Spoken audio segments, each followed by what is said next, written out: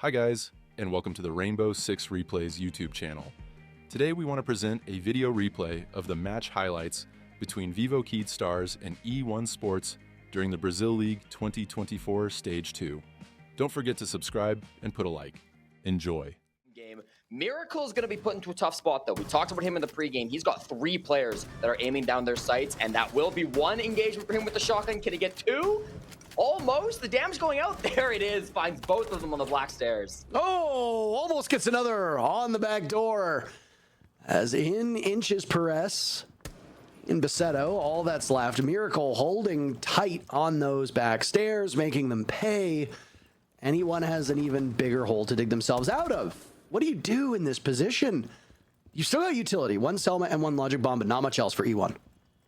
They got to make something work with this Logic Bomb. They've got to be able to find a kill off it, but with 1 player on the window, the other's still in the site. I mean, they're giving them nothing on Vivo Stars. At least you've got the case in the hands of Basetto, but he's not one of the 2 players from E1 that's actually inside, and now it's Perez getting whittled down, playing by the bomb chassis. He keeps getting good looks, but not much else he can do. Basetto attempts to come into the bombs. I don't know if he can finish that one off, Parker. It's Lenda on the hunt, sees the blood trail, and there's a secure. So the advantage that E1 had is now all gone. Perez looking for an engagement. Lenda actually wins it onto STK. Still in this same spot. Now will be crept up upon as there's Basetto to get involved, and Lenda has his dealer's choice of who to go after. E1 cannot get bogged down here. The longer they take to hunt this roamer, the weaker their execute push will be as we hit the final minute. And Lenda, he's played great so far this stage, but a mistimed push into the sightlines of Perez. We'll see if there's a trade. There's another person. It's Daffodil right here around the corner. That doesn't look to be an angle that Perez knows about. Unless he does, the nade comes out, forces the movement, but loses the play anyways. It's a trade. A nade killed coming out in 2024, and it's a 2v2 with 40 seconds. Vivo Stars now trailing as... You see defenders fighting tooth and nail for that control of office and exhibition. Perez not able to make anything work as he walks in and dies immediately. Nice follow-up by Flastry on to Miracle as Vivo Stars decide to hear as much in other regions. Her Fenrir and Solus getting hit by the nerf stick has really caused some pain for the defenders. A vault in now from Basetto as there goes a smoke. They've lost live. Trickling into the bomb site. It's Daffodil again holding court. And Neskin catches the last player rotating. He's got the AK. And 2 players are lined up inside of Kitchen. The Solus of Lenda shooting away at the track stingers. And it's Gridlock. Mama tracks herself to get the kill. Very first one for STK. Basetto is in. Renowned for his shield play, getting the diffuser down with just a little bit over a minute to go. And into the post plant we go. Basetto dies to Miracle smoke, but the job is already done. And now a 4v4 with case down will decide the round. Hunting for it now. They've got a lot of work to do. These players in powerful positions outside of the black door, on the black stairs themselves. They're going to know these spots, but the crossfires are so good. Flashtree for 2. Yes, there's still 2 players up on the bomb site, but we're now with the vertical play on 1 HP and the Demos track. And STK is looking to do some more damage now towards the bar over on this office side. Back over. Oh! What? No. They thought they fell off. They thought the roamers all left, but Stemp never left. He was in tier room the whole time, and he does get traded, but now he's killed STK. That's a huge pick. He's finally on the kill feed for 1 and 3. So that's a massive one, and a disruption that E1 didn't expect to have. Now they have control over the Dragon side of the map. Now they can use that as a pushing position, but it's still not going to be easy. They're going to be coming in through Terrace. They're going to be outside of the main office breach, but these are tough angles still. Basetto is just hunting for picks. Now it's Miracle in this spot. He'll lose the comfort of the wall and cannot get out safely. Press takes him down. E1 looking like they'll pick up 3 attacking victories on Skyscraper. That might show you why Vivo Stars called the timeout the previous round. They understand there's trouble in the water here. It's all up to Lenda and Daffodil.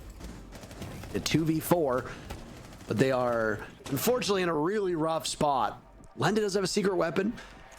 And a nitro cell from below. No impacts instead, but they miss the timer. Unfortunately, Daffodil makes the correct play, but is about a second too late to make it work. Now it's up to Lenda to do cleanup crew up top as E1 have lost 1 player.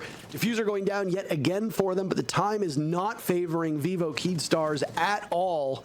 They are boxed out of their own bomb site, but Lenda, 2 great shots in a row allowed Daffodil to creep up and get the kill on the live. No way they lose this, right? Surely no way they lose this. Flashtree on one. Can he get there in time?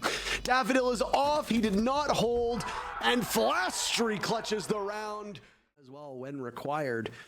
You got to bring your hard breachers. So, you know, go with what you know. No Demos this time around, though. Flores being brought will provide some explosive work. Is now Stemp. Excuse me? How?